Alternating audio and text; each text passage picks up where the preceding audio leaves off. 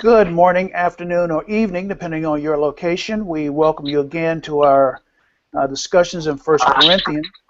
We've been off for a couple weeks now as we have had the lectureship that took place in Pensacola, Florida, the Bellevue congregation. As we welcome you here, we of course have been going through the 13th chapter of First Corinthians. We've been studying the book of First Corinthians, and up to this point we are now at the 13th chapter. If you want to look at some of the earlier discussions, you can find those at Michael Hatcher 52 on YouTube. There's a repository there where you can go and go through the various chapters that we've been discussing. This week, of course, we want to close out, if we have the opportunity, close out a discussion on 1 Corinthians 13 with regard to spiritual gifts and the end of spiritual gifts. Our discussion in the last several weeks has been centered around the spiritual gifts themselves and, of course, the importance of spiritual gifts and what Paul was trying to get across to the brethren there with regard to the importance of spiritual gifts. Before we begin that discussion, though, I'd like to turn this over a little bit for a few minutes to Michael Hatcher himself. Michael, a preacher and elder at the congregation in Bellevue Church of Christ in Pensacola, Florida. They just recently finished a wonderful lectureship on typology, and I'll let him explain exactly what that is. And also, Michael, if you can include information that will let people know about the books and how they can view it online. Okay? Okay. The study of typology is a fascinating study. You have a type antitype relationship, the antitype being Christ, the New Testament church. You have different types or kinds of types. You have types of people. For example, you have Adam as a type of Christ. Moses is a type of Christ. Elijah, a lot of the various prophets are types of Christ. Now when you say type, Adam is a type of Christ, just briefly, in what particular way?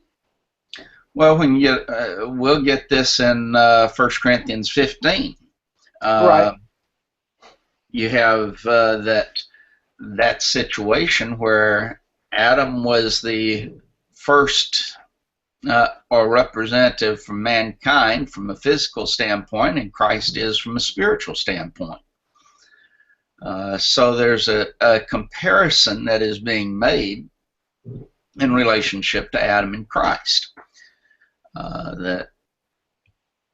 Moses, you have numerous comparisons in relationship to Moses, and that, well, just a few. He was a leader. Christ is the leader of the church. He gave the law. Christ gives the law of his law, the law of Christ. They both perform miracles to attest to their authenticity.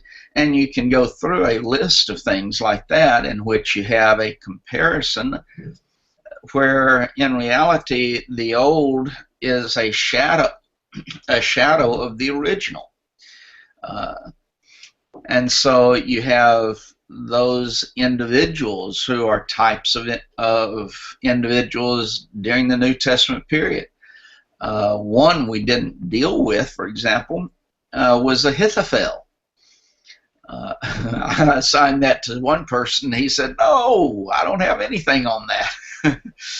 So I gave him something else. But Ahithophel is a type of, in reality, Judas. So you have that typology. You have things that are types. The tabernacle is probably the most famous type and antitype, or the temple later after the tabernacle, in which you have the most holy place, which represented heaven. the holy place, which represented the church, and then your court, which represented the world. And by the way, I think one of the greatest arguments and proofs that baptism comes prior to salvation, or in order to be saved, is where God placed the brazen laver, which represented baptism. If he placed it in the court, not in the holy place.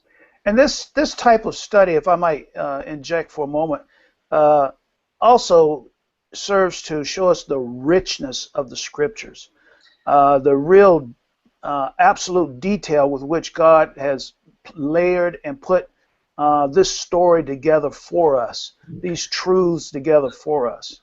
I think one of the greatest evidences of inspiration is this study. Man just could not write in such a way as to do all of the typology that you see within the Scriptures. It is evidence of a unified thought process in which God is expressing his thoughts through them. And thus he has the ability to prefigure the original under those Old Testament people, places. For example, Egypt is a type of the bondage of sin, while the land of Canaan is a type of heaven. Many of these come through in our sermons from time to time, but not in a way that shows the vastness of the typology of the Scriptures. It may come through in one sermon, right. Maybe Moses and the Lord and so forth, but not in the way that you have in a lectureship. You have, for example, 1 Peter 3:20 and 21. The like figure really is the antitype. Baptism doth also now save us, but the antitype to what? Well, it's water salvation of Noah and his family. You just put those up, and we'll ask you to speak about how they can be viewed.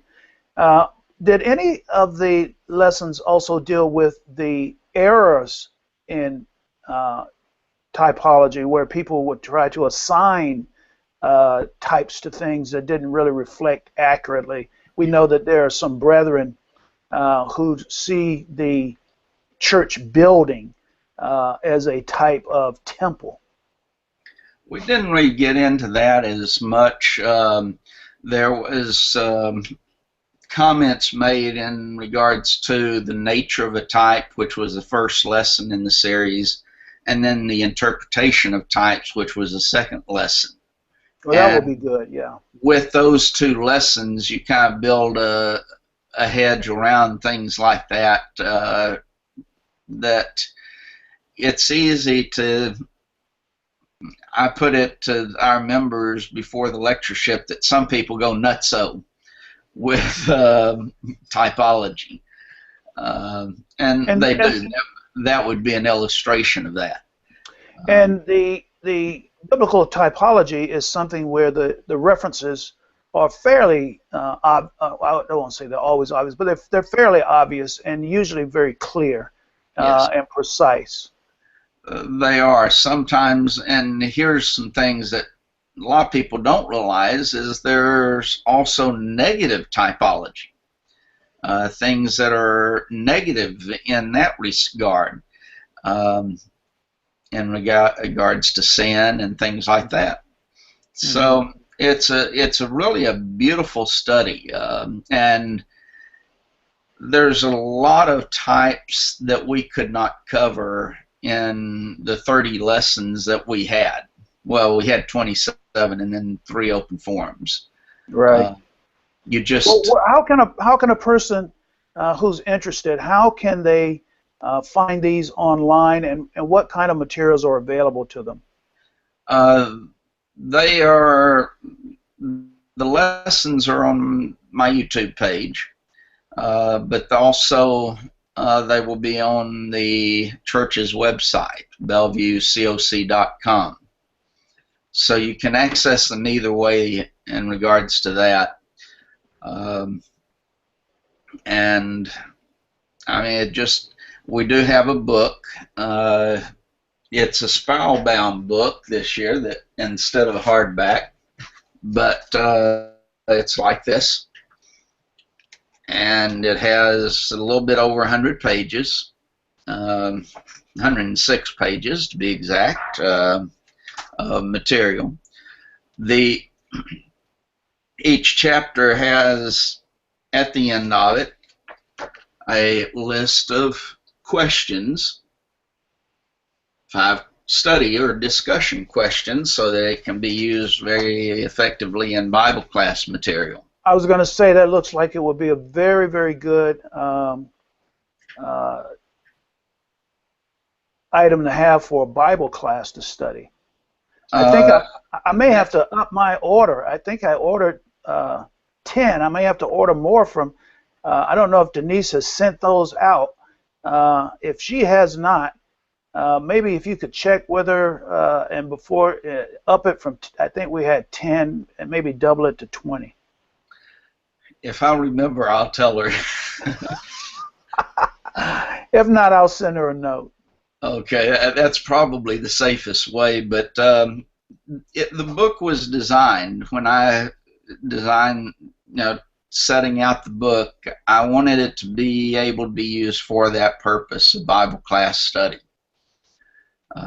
And with the 27 lessons, that gets you a good start, and some of them you probably would need more than one class on, but it's one person, and I'm not taking credit for this, but said that this was the best lectureship that he had ever attended. Well, I'm going to stop you right there, Michael, and really commend you not only for the selection of this particular topic, but the fact that you are constantly looking for new ways to get into some of the more deep and serious subjects in the scriptures, and going all the way back to the one that you began with, the fictional stories. Was that back to the Bible? Back to the Bible. Back to the Bible. And so it's really appreciated throughout the Brotherhood, the various perspectives and ways that you have been thinking of approaching presenting Bible material. That's helpful not only in the Bible classes, but gives members a way to think about how to use the scriptures in a way that would be accessible to those who are not New Testament Christians, which of course is part of the point I understand behind it. But I think that's one of the things I just wanted to mention, that we appreciate, that you're not allowing yourself to be stagnant and complacent, that you continue to challenge us and continue to put out really great material. We hope that more and more people will look at those videos and overload you with orders for those books so that you can have some more printings. Well, I will say that we have had a whole lot more orders than what I envisioned. Well, I just doubled mine, so it's before the lectures, Denise and I were talking, and I thought around, let's get around 75, 80 books printed up. Oh, well, that won't do. Well, it didn't do halfway through the lectureship, and Denise spent the entire lectureship ordering paper, ordering new additional bindings, and then printing and punching holes and doing all of that work. So you turned her into a publishing house there. That's what I was doing, and now then Karen's, in fact, I can hear her punching the holes through the paper to get the spiral bindings done. We're still trying to catch up with the orders. I just did not envision that there would be that many. But well, you can't underestimate the popularity of a good product. Well, I know the material is good. And I know that this is a study that I will say, I believe, in my opinion, has been kind of overlooked through the years. I don't know of any study really that, except one book that was put out by Gaddis Roy, I believe was his name. And he was a teacher at, I don't remember if it was Faulkner or Freed Hardeman. And it's something that preachers and possibly Bible class teachers actually do a lot of, but I don't think on this particular scale and with such a broad audience, it's been done that I can recall. From what I see is that when we talk about typology, to a great extent, about the only thing that we talk about is the tabernacle and temple. Maybe, get in Adam at times, maybe get in Melchizedek and Moses, but you don't really hear a great deal about it. No. And so I thought it would be a good study, and it actually turned out to be better than what I had hoped. All of the speakers just did a marvelous job in both writing their material and presenting it. Well, we appreciate that, and we hope that more and more people again will take a look at it. We'll also go ahead to the YouTube site or the Bellevue Church of Christ website, and they can view the lectures. And of course, there also get information about ordering the books. So again, we want to just say we appreciate that and hope that many of you will take advantage of that opportunity.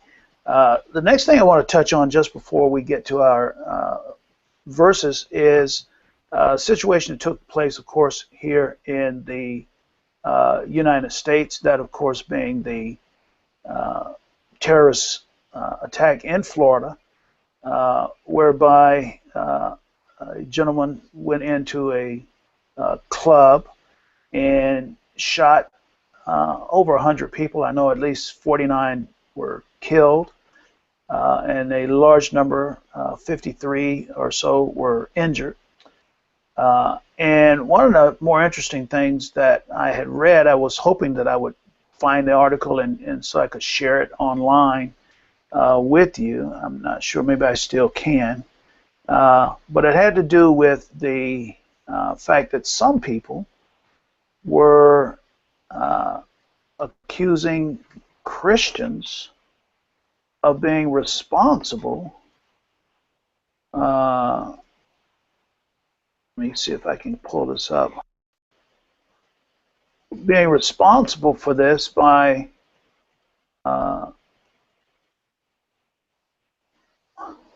having taught. Okay. Well, there. Let me see here. I have this article.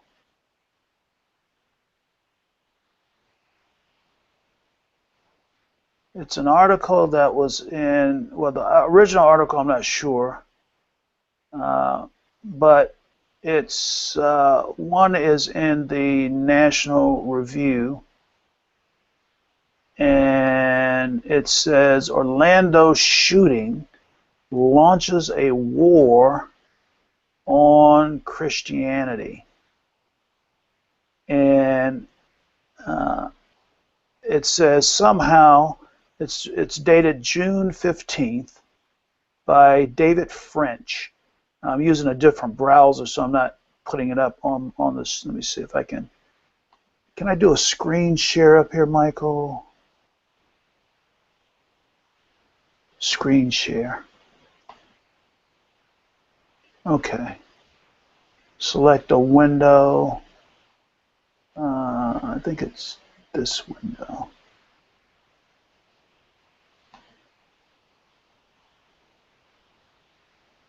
Okay, so can you see it?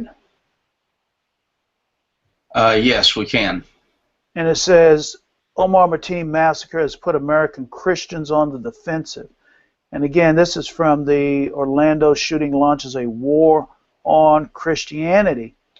And it said that Anderson Cooper, who is from CNN, has grilled an attorney, Pam Bondi, accusing her of hypocrisy for expression of support for slain Floridians.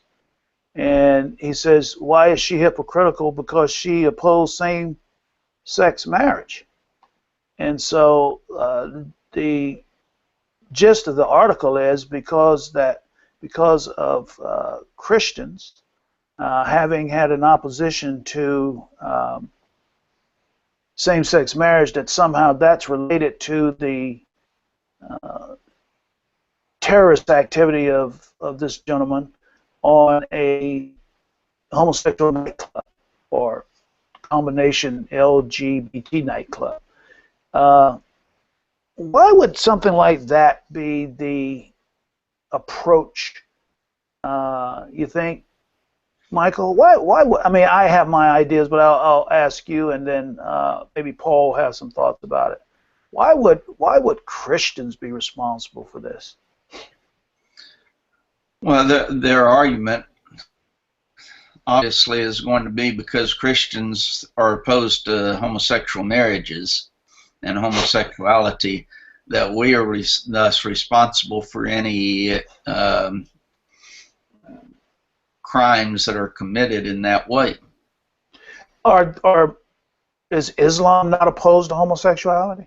Well, but that's not politically correct.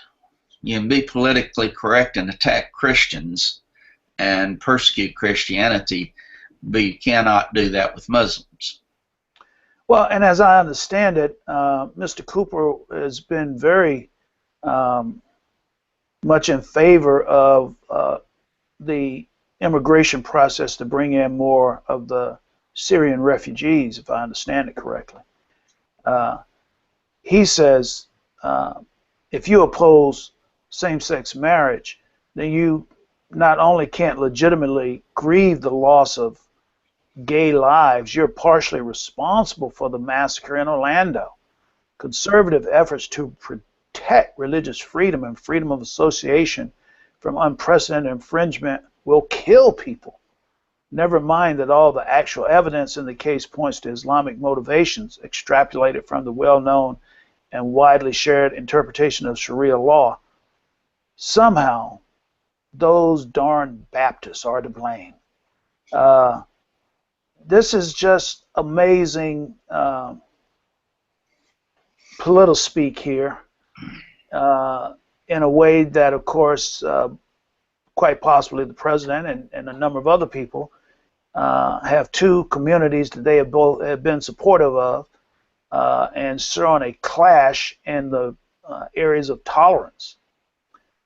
And it's not surprising that they then have to look outside of their own issues between the two to find a scapegoat. And I think that, as you were pointing out, the New Testament Christian especially, any religious group that would be under the world definition of Christianity, which would include, of course, various religious organizations that are not the church, but they're religious in that umbrella, would be responsible. We haven't been totally supportive of sin. And if you're not supportive of sin, then you're responsible for the ramifications regardless of the perpetrator. Is that what we're to understand? That's their argument, but it's false. And there's nothing in the New Testament that would argue for the murder of innocent people in any way. No, there's no justification from a biblical standpoint of the action of that individual. No. We would condemn such, but we would remain opposed to homosexuality even in our opposition to what he has done. And why is it that that can't be understood? Because Cooper was really giving this Bondi a very difficult time over something that should be very easily seen and understood. I would say they don't want to understand it. They have such an opposition and hatred toward Christianity itself that they're not going to see it. And any opportunity to attack Christianity, they're going to take. It's the persecution that has come upon Christians for centuries. Well, you know that even in England, you have the same type of persecution. You got the message about there at Cambridge, and that congregation being immediately kicked out of the place where they worshipped because of their opposition to homosexuality and Islam. So it's nothing new, and it's not just this nation. Right. Let me point out also one of the things that the article says there. It says, and this is a very good piece, some on the left simply refuse to believe what terrorists say about themselves and about their intentions.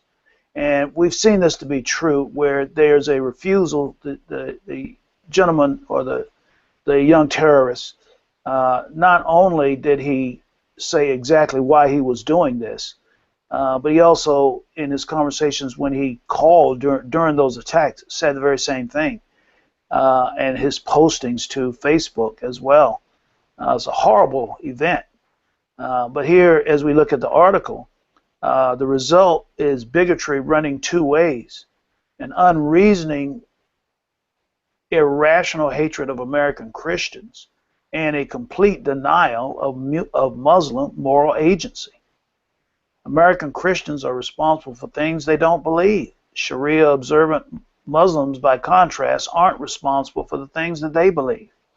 And again, I think it just goes to show that that mindset is itself irrational.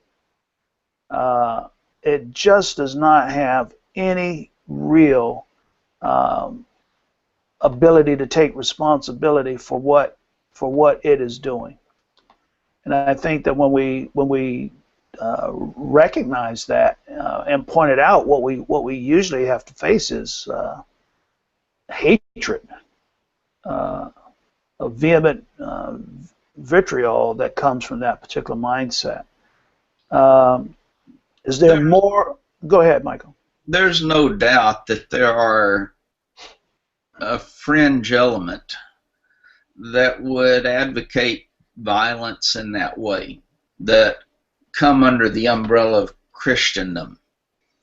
But they would be a fringe element. They're not mainstream, and I'm talking about Christians from a secular standpoint. Right. Not the biblical idea of what a Christian is, but they would be opposed to the actions of that individual and the violence that he took against people as anyone else. They would be as opposed to that as they are opposed to homosexuality. Some people cannot seem to understand that. My web search terms. Cannot seem to understand that the being opposed to one thing does not mean that you should be violent against them, and that you can oppose both aspects. Well, that clearly is beyond the ability of some on the left. If you are, whether or not a person is a supporter of Donald Trump or not, it is obvious that in some places, and we had this situation in San Jose, California, where people who went to hear Donald Trump speak were attacked by those who were opposed to Donald Trump, which really shows that there is a denial of First Amendment rights in action there. You can't be a supporter of someone without being attacked.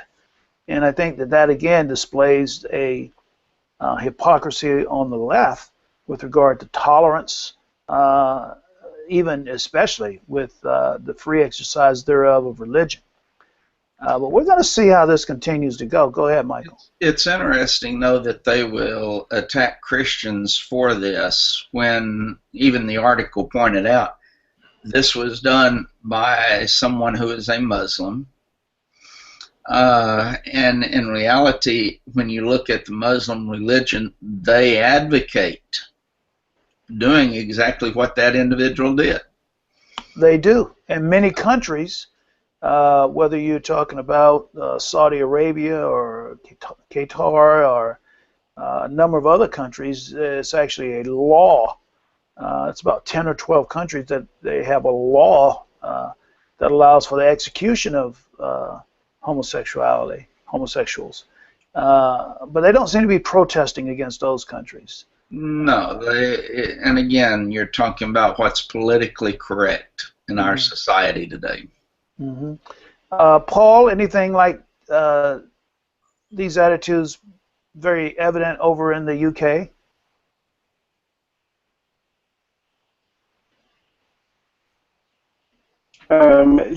Sorry, I can't really answer. Although I've heard of the incident and it is quite tragic, I haven't really heard that much this end. What's evident is that that person was at the shed. And, as we said before, there's nothing in the New Testament that would condone that action at all. It's a very sad incident. Well, and what you have really from the left is not so much really that the quote-unquote Christian would actively be involved in that, but the very fact that we oppose their lifestyle is the rationale that it allows these kinds of things to happen. It's a total denial of the Muslim edict, really, which they also try to embrace. It's a very twisted way of thinking of tolerance on the left, but it is something that we see with a great deal of consistency. Well, with the left, they're going to be tolerant of everything except those who are not tolerant of everything. But that fails with regard to Islam. True. Yeah. That fails with Islam, which it's amazing that they seem to deny that at all. I think what we'll do is, I think next week is when we will come together and discuss the end of spiritual gifts. I think that would be the best time. Sonny will have his issues. He and Brian can have those issues sorted out because I think it's an important issue with regard to a number of topics that we see even presently. People who believe that spiritual gifts still exist, who believe, in some instances, you have people who still believe that miracles are available to us.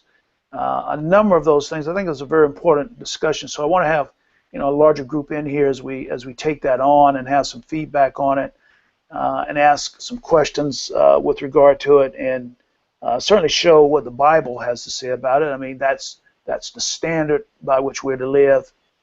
Anyway, to make the applications to our lives. And so next week will be the time that we will address the 1 Corinthians 13 verses. So we're going to come to a close for our class discussion today.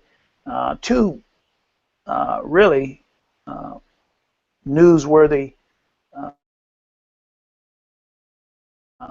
to the recent lectureship that took place at Bellevue in Pensacola, Florida, and of course the recent tragedy that took place in Orlando, and the very